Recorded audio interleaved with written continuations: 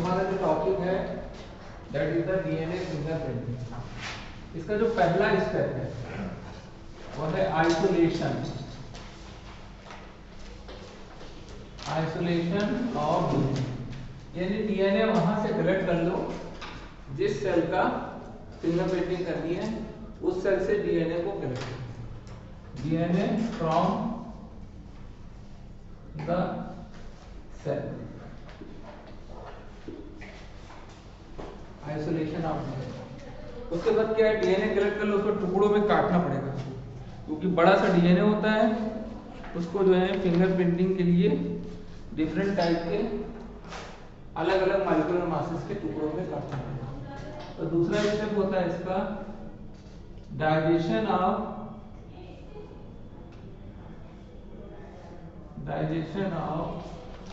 DNA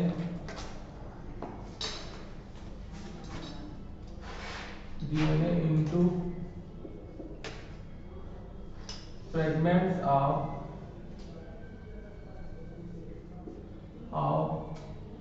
different molecular mass।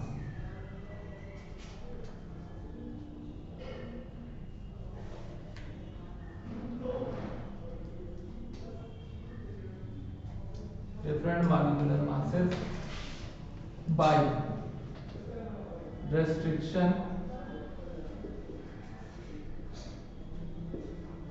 endonuclease।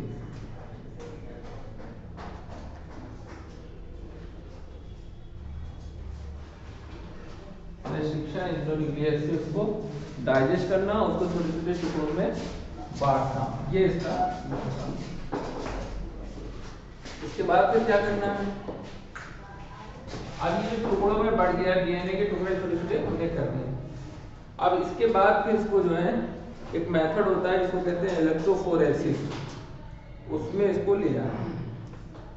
तो electrophoresis कहते हैं कि इसको हम लोग बनाने जा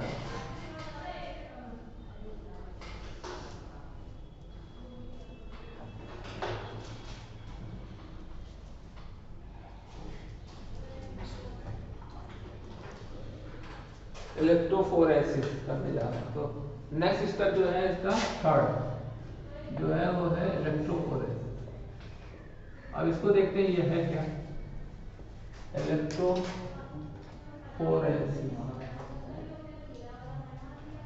इसमें क्या होता है कि जैसे एक प्लेट होती है, अगर अगर की प्लेट है, तो इसको कहते हैं हम लोग अगर अगर की ये प्लेट। अब इसमें हमने क्या किया है, डिफरेंट टाइप के डीएनए के टुकड़ों को इसमें डाल दिया जो यहां से काटे थे। ये टुकड़े डीएनए ये दिख नहीं रहे को, इसमें डाल दिया और यहां पर एक इलेक्ट्रोड लगा दिया। इस इलेक्ट्रोड को कहते हैं हम लोग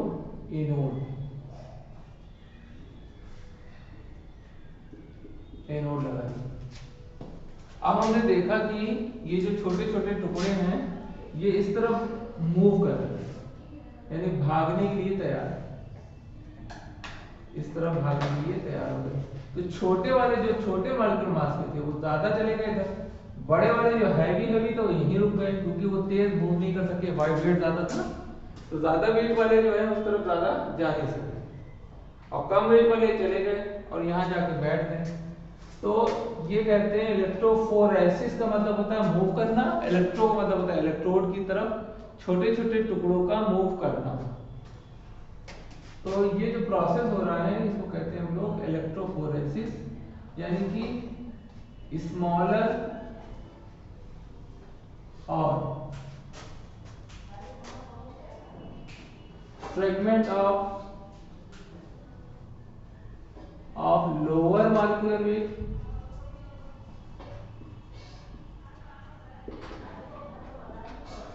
move faster toward the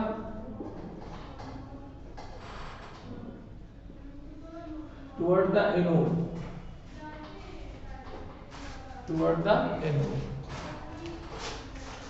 as compared to larger toward the anode, as compared to larger fragment.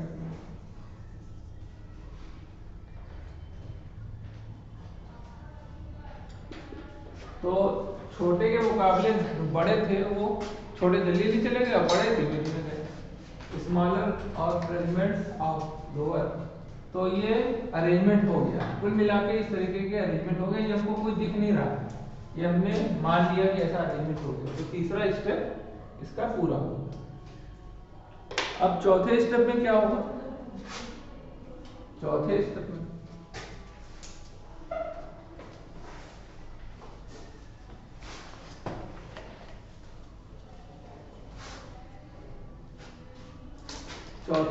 में मेन बात होगी कि ये जो एक केक है, इसको हम लोग एक नायलॉन की मेम्ब्रेन हो, सपोज ये नायलॉन की मेम्ब्रेन हो,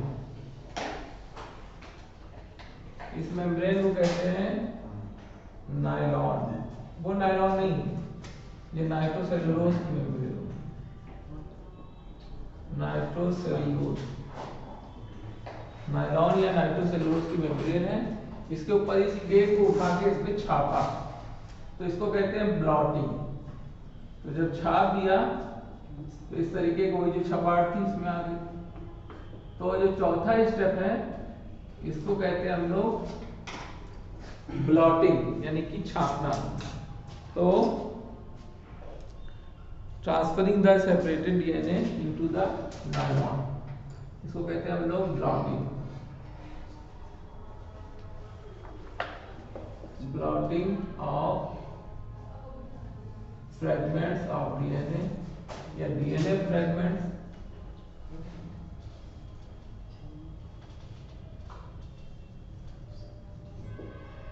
into the nylon membrane। तो नायलॉन मेम्ब्रेन में हमने इसको छाप दिया। छापने के बाद भी नहीं दिख रहा है, दिखेगा सबसे लास्ट जब हम करेंगे उसकी एक्सरे डालेंगे।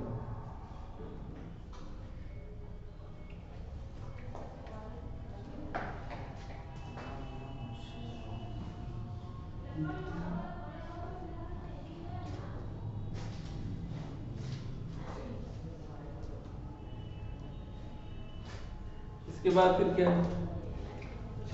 इसके बाद फिर क्या हुआ कि जो पांचवा स्टेप है उसमें अब हमने इसमें देखा कि छप गया। तो ये जो है सब सिंगल स्टैंडर्ड है, ध्यान रखिए, डीएनए जो है सब सिंगल स्टैंडर्ड है। तो सपोज ये सिंगल स्टैंडर्ड डीएनए आपको यहाँ हम दिखा रहे हैं, सिंगल स्टैंडर्ड। अब इसमें ऐसे भी बॉन्ड नहीं है, ये डबल स्टैंडर्ड डीएनए होता है। देखो ये डबल स्टैंडर्ड डीएनए है, ये ऐसे भी कटता है और ऐसे भी कटता है, ये याद रखना। जो इंडोन्यूक्लियोज है वो ऐसे हाइड्रोजन बॉन्ड भी सारे काट डालता है और ऐसे ऊपर से भी ऐसे काटता है, दोनों तरीके से काटता है। कौन? रेस्ट्रिक्शन इंडोन्यूक्लियेज। तो ये जो फ्रेगमेंट बचे ये सब ऐसे हैं, इनके पास अब दूसरा जो लेग है या दूसरा कॉम्प्लीमेंट्री जो इसका स्टैंड होता है वो नहीं है इसके पास। सब लोग इकलौते हैं, सिंगल स्टैंडर्ड है इनके लिए। ये इसमें पता चला। अब हमने क्या किया है, इसमें जो है वो ये अभी भी हमको नहीं दिख रहे हैं। फिर हमने क्या किया कि एक प्रोब बनाया, प्रोब। तो प्रोब का मतलब होता है रेडियो एक्टिव वाले न्यूक्लियोटाइड हैवी एक टेस्ट ट्यूब लिया, इसमें रेडियो एक्टिव न्यूक्लियोटाइड डाले। ये तो नॉर्मल न्यूक्लियोटाइड है एजीटीसी, और इसी के रेडियो एक्टिव डाले। इसमें सारे जो है radioactive nucleotide test tube में हमने बना लिए।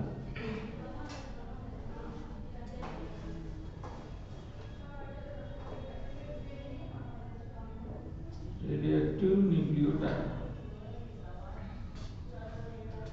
इसमें बना लिया। अब ये रेडियोएक्टिव न्यूक्लियोटाइड वाले को हमने इसमें डाला, टेस्ट ट्यूब को जो है पूरी इसमें पलट दिया। जब डाला तो देखा कि जो रेडियोएक्टिव वाले थे वो इस एंड पे आ गए, इसके बेसिस थे, ये खाली हाइड्रोजन बॉन्ड था, आके पेयर कर दिए सब। ये जो है ये पेयर कर दिए।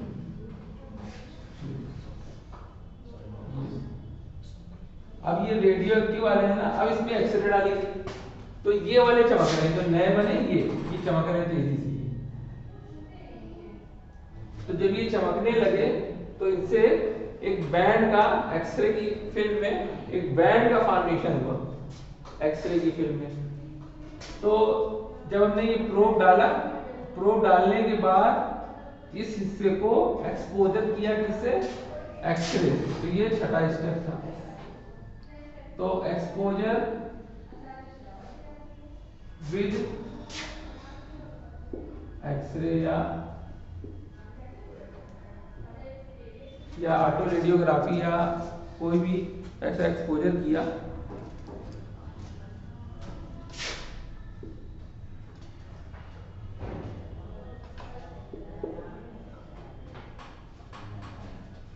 ऑटो रेडियोग्राफी से किया, उससे क्या हुआ, ये जो फ्रेगमेंट थे ये वाले, देखो ये वाले ये चमकने लगे, और जब चमकने लगे तो उससे एक बैंड का फॉर्मेशन हुआ, और उससे बैंड सपोज कुछ ऐसा दिखा, कोई छोटा कोई बड़ा, कोई मोटा कोई पतला। अब ये जो बैंड बना, ये आपकी फिल्म बन के तैयार हो गई।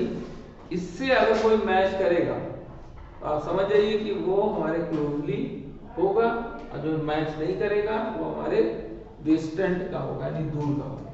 तो सपोज जिस पर्सन की ये बनी, उसके पास दो ऑप्शन थे, दो लोग का और बनाया गया बैंड इसी तरीके से, ये देखिए, और एक दूसरे लोग का है ऐसे बनाएंगे, ये देखिए इस तरीके से। तो इसमें जो है इसके बैंड बिल्कुल ऐसे ही सेम बना दिए गए, और इसके बैंड बिल्कुल डिफरेंट बनाए गए। तो ये सी है। अब इसके पास ए और बी पूछा गया आपसे कि कौन इसका करीबी है, तो इसके बैंड, इसके जो VNTR हैं, इसका जो अरेंजमेंट है वो इससे मैच कर रहा है, इससे नहीं मैच कर रहा है। तो सबके ये बनने चाहिए सारे आदमी के, वो अपनी जेब में इसको रख के एक्सरे की प्लेट घूमना चाहिए, कभी भी जरूरत हुई तो अपनी प्लेट दिखा देगी ये बैंड है, दूसरे का बना वो वहीं का वहीं मैच कर लिया। मैच कर लिया तो समझे कि वो आपके साथी है, आपके करीबी रिश्तेदार है या आपके क्लोजली है, अदरवाइज नहीं। तो ये बैंड बनाने के लिए इतना सारा प्रोसेस करना पड़ता है जो बायोटेक्नोलॉजी के लैब में ही पॉसिबल है, फिंगरप्रिंटिंग को। और ये बैंड, ये भी आप समझिए कि ये बैंड क्रोमोसोम नंबर 1 का है तो 1 को 1 से मिलाएंगे आप, अब क्रोमोसोम नंबर 5 का है तो 5 का बैंड 5 से मिलाएंगे, नहीं 5 को 1 से मिला दें, तो हर क्रोमोसोम का अलग बैंड बनता है, और उस क्रोमोसोम के बैंड को उसी से मिलाना होता है। बात समझे आपने? तो यही हमारी DNA फिंगरप्रिंटिंग थी, जिसकी बात हम लोग भी कर रहे हैं। अब ये जो बैंड अगर मैच कर गए तो वो पर्सन जो है वो उसी का भाई है या जो भी है, 100% नहीं कर सकते लड़का ही है, क्लोजली है। बैंड जितने ज्यादा क्लोज होंगे उतने ज्यादा क्लोज होगा। हाँ, अगर बैंड एग्जैक्ट है बिल्कुल ऐसे ही 1 मिलीमीटर 1 माइक्रोमीटर का भी फर्क नहीं है तो वो सिर्फ आइडेंटिकल ट्विंस होंगे। आइडेंटिकल ट्विंस में दोनों का जो फिंगरप्रिंट्स का जो बैंड आएगा, जो पैटर्न आएगा वो एग्जैक्ट सेम होगा। तो इसमें हम नोट करके यही पॉइंट ना, for identical twins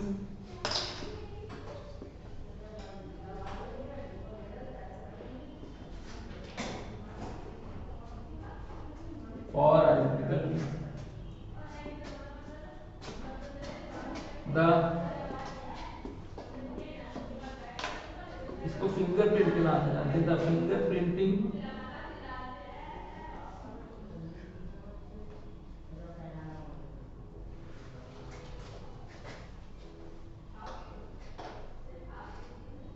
is same, सिर्फ उन्हीं की सेम होगी, तो पैटर्न होगा उन्हीं का सेम।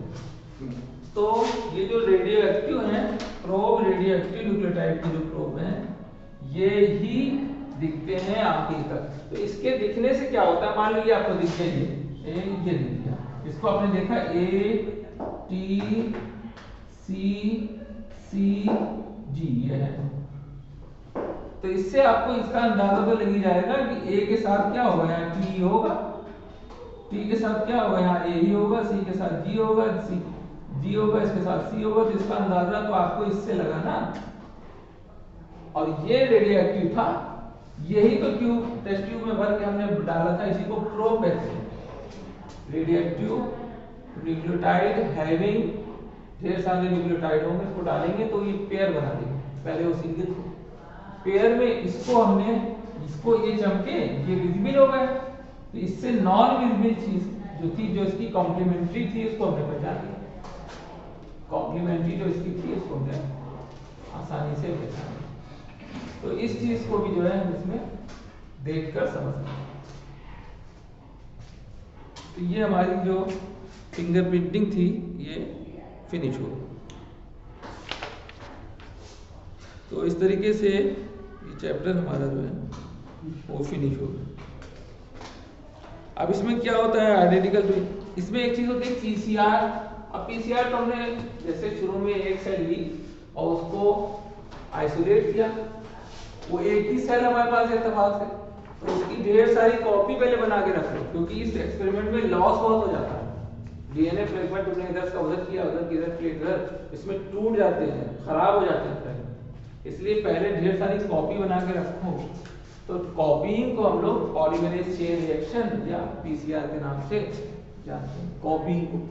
तो कॉपीइंग इसमें बहुत जरूरी है। और कॉपी का मेथड भी हमको पता है, जो ऑलरेडी हम लोग पढ़ के आ चुके हैं कि पीसीआर किसे कहते हैं।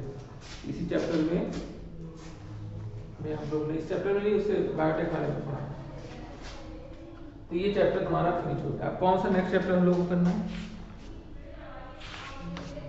इसके बाद एक चैप्टर है इवोल्यूशन। तो इवोल्यूशन शुरू कर देते हैं।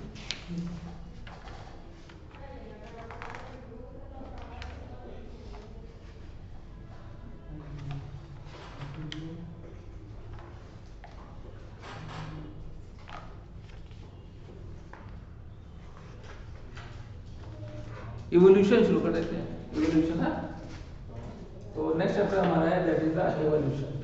सर वो हाँ इधर लिख दीजिए। हाँ कर लो नोट जरूर से कर लो, क्योंकि ये क्लास वर्क जो होगा वो तुम्हें याद रहेगा, इसको देख के पढ़ा है।